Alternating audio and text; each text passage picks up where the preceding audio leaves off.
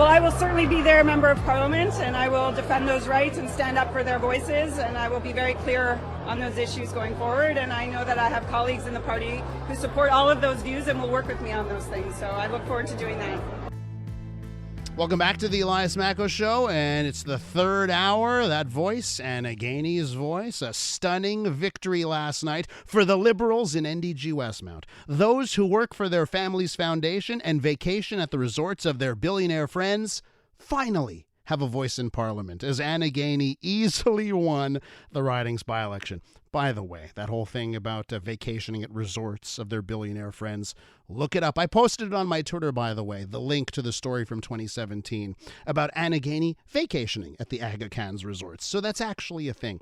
Now let's take a look at the results in the NDG Westmount riding, the old Mark Garneau riding, staying in the hands of the Liberals. And Robert Libman joins me on the line, former MNA, former leader of the Equality Party, the original protest party in Quebec, and of course, a Gazette political columnist. Hi, Robert. Welcome back to the show. Good morning. Good morning, Elias. So let me just ask you this here, because I'm looking at some of your recent columns here. You know, the Anglo in the Gazette, Anglo community shows some backbone. Another thing, these Liberal MPs failed their Anglo constituents. Shame on them. A couple of headlines here. So let me ask you this: last night in Westmount NDG, did the Anglo community show their backbone?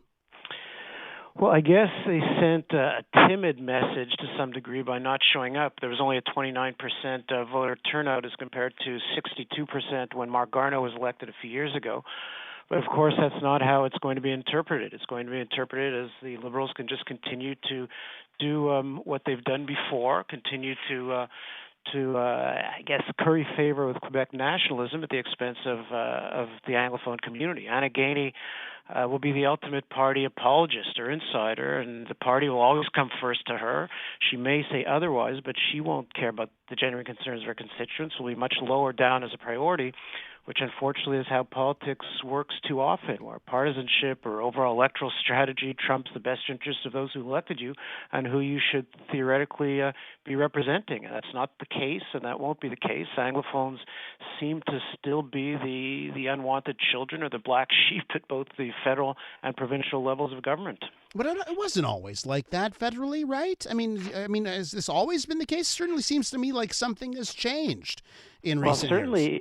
It certainly has changed. And, the provincial government, we could talk about language legislation or feeling like second-class citizens for the last a couple of generations. There was always the federal government that was supposedly there to have our backs, but that, of course, has changed. Bill C-13, the recent revamp of Canada's Official Languages Act, an act which is supposed to protect the provincial linguistic minorities, inexplicably embeds into federal law Bill 101 as modified by Bill 96 and as protected by the Notwithstanding Clause, which shows that the Anglophone community has been thrown under the bus completely by the federal government for the same objective, again, of currying favor with Quebec nationalism, which is unfortunate. It's something we're living through now. We've shown a bit of backbone in some areas, but last night was another example of how we're just being walked all over, even by the federal government. Robert, have a listen to Anna Gainey last night, because she was asked about Bill C-13. Here's what she had to say.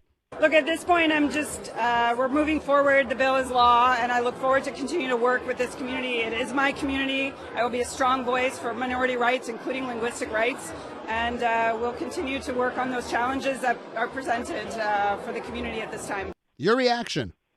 You might want to replay that because I didn't hear her answer to that question. Oh. Obviously, she skirted the issue as she has done effectively during this campaign by just not talking about it, not talking about anything, avoiding it. They kept her quiet. They kept a muzzle on her, like they did also to the Conservative candidates as far as debates are concerned. Mm-hmm. Because, again, the strategy of the federal government now is to curry favor with Quebec nationalism. And if there was a debate in this riding, some of the candidates might have been forced to say something favorable or supportive of Anglophone constituents, or even put pressure on to criticize, God forbid, Bill 96. And in this zero-sum game of Quebec language politics, the Journal de Montréal would gleefully jump on that, and then Trudeau would have to be on the defensive against the wrath of the nationalist media. So they kept her quiet. Like a good soldier, she complied. They want to stay in the good books of Quebec nationalists. They didn't let her talk in a riding where all she could possibly have said in a debate is to support her constituents, and that didn't work well for the overall narrative of the federal government. So where do we go from here, Robert? I think we've got to rely on some of the court challenges that are out there. We've tried politically. Even there was one brave MP, of course, Anthony Housefather, and then several brave senators who tried to introduce some modifications to the federal official languages revamp, Bill C-13. Didn't get very far. I guess the courts are our only option, and at that point, that is all that seems to be on our side because we're not getting any political support at either level of government. I saw during the campaign, during the last couple of months, I heard so much anger. Okay, and when I would open up the phone lines on Bill C-13, I got notes from listeners saying, "That's it, I'm done. Never voting Liberal again." I got so it's if I got one of those messages, okay, it's someone angry. That happens on text lines, right? But I got so many of those messages. I said to myself, okay, something's different here. And then I look at yesterday's results, 50%, right? 50% went that way. So is it just like, is it more bark than bite? Well, I don't know if it's so much bark versus bite, Elias. I think a lot of those people that were angry just didn't bother. Instead of going out and vociferously expressing a message by voting for someone else, they just stayed home. In fact, she only got 11,000 votes, which is about 10% of the riding's population and far less than half of what he's gotten in the past. So keep in mind that a lot of the people that are very upset probably didn't vote. And who would they vote for anyways to cast a protest? Just anyone? The Conservatives, the NDP were even worse on Bill C-13 than the Liberals were. Of course, the Liberals sort of opened up this Pandora's box by introducing this legislation in the first place. They certainly shouldn't be condoned for waking up this beast or creating this beast. But the Conservatives and NDP were even worse. They tried to bring in amendments to make things worse for the Anglophone community. So even if you were to express a protest vote, who would you vote for? The Greens? The Greens jumped, I think, 3 times the vote total than they did last time. So I think some of the protests went there. But I think the larger protest was what we typically do. We just don't bother. And many stayed home to the point where, as I said, only 29% of the riding even bothered to vote. Was that the problem, right? Because you mentioned the Greens, right? And Jonathan Petno, who ran for the Greens, their co-leader along with Elizabeth May, and he came on this program at the start of the campaign. Apparently he was on the ground, and it was door to door, and it was relentless in the riding. And it showed, listen, to 14% for them. I'm sure they're very happy with that result. Mm-hmm. Was the real problem here? There wasn't another option, and as someone that's run a protest party, there was no protest option in this one. No, well, that's one of the voids in this election. I think that could have been a possibility, but I think most people just were so fed up and disillusioned and resigned to the fact that we're, as I said, political orphans in many ways, that they just stayed home. And unfortunately, when you stay home, you don't send a message as potently as by voting for a protest party. And no one last night in the Gainey camp was even probably looking or acknowledging the fact that the voter turnout was only 29%.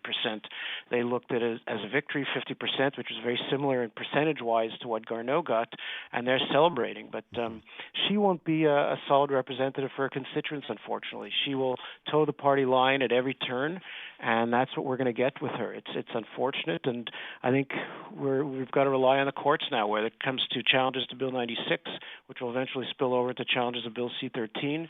That's where we can cast our lot over the next few years and hopefully shake up the political system that way.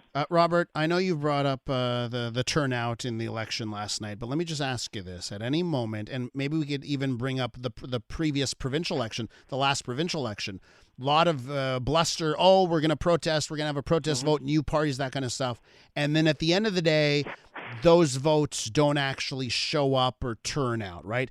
Have you ever had a moment of doubt, actually, where you say to yourself, you know what, the community has moved on from language. They don't care. And maybe, the people maybe that you're out of touch or I'm out of touch when I think that the community actually cares about the language issue.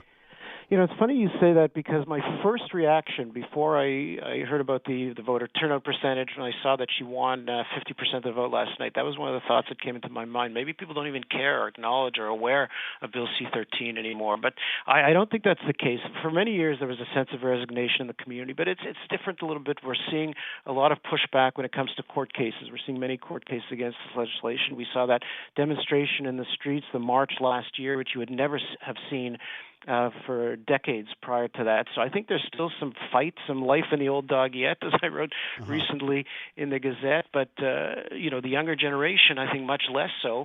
Don't forget, more and more of us are bilingual, and the language debate is not something that is what we think about the first thing when we get up in the morning. Yeah. But at the same time, our community still has some pride. We still have a future here.